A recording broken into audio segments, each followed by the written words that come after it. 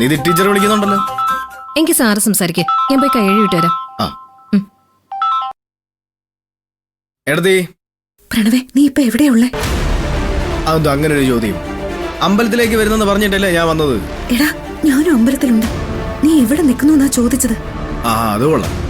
എടതി അമ്പലത്തിലോട്ട് വന്ന എന്നാ പിന്നെ എന്റെ കൂടെ വന്നാ പോരായിരുന്ന? എടാ, നീ ആദ്യം എവിടെ നിൽക്കുന്നു എന്ന് പറ. ഞാനിപ്പോ എന്തടയാളം പറയാനാ? തൽക്കാലം നീ അടയാളൊന്നും പറയണ്ട. ശിവാനി അമ്പലത്തിൽ വന്നിട്ടുണ്ട്.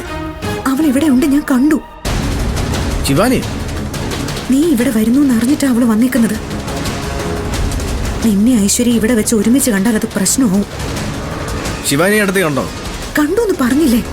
നീ ഐശ്വര്യയുടെ കൂടെയാണോ? ഐശ്വര്യയുടെ കൂടെ ആയിരുന്നു. ഇപ്പൊ കൈ കഴുകാൻ വേണ്ടി പോയിരിക്കുക. തിരിച്ചു വരും. ശ്ശോ, പ്രണവേ, നീ ഇവിടെ നിൽക്കുന്നത് അപകടമാണ്.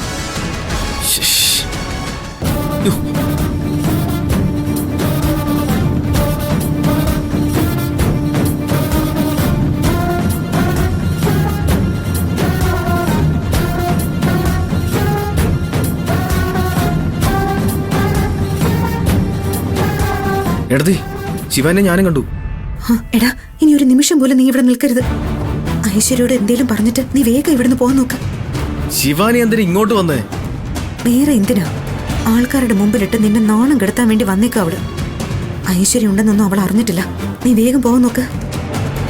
ശരി എടതി, ഐശ്വര്യ ഞാൻ എങ്ങനെയെങ്കിലും ഇവിടെ നിന്ന് ഒഴിവാക്കട്ടെ.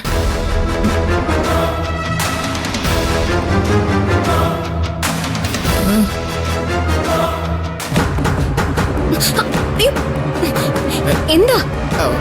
എനിക്കൊരു അത്യാവശ്യം, പെട്ടെന്നൊന്നൊരു അത്യാവശ്യം. എത്രയും പെട്ടെന്ന് ഓഫീസിൽ എത്തണമെന്ന് പറഞ്ഞുകൊണ്ട് കോള് വന്നിട്ടുണ്ടായിരുന്നു. അതുകൊണ്ട് ഒരു നിമിഷം പോലും എനിക്ക് നിൽക്കാൻ പറ്റത്തില്ല.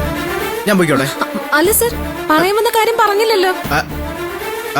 അതൊന്നും പറഞ്ഞ് നിൽക്കാനുള്ള സമയമില്ല. അത് പിന്നെ പറയാം.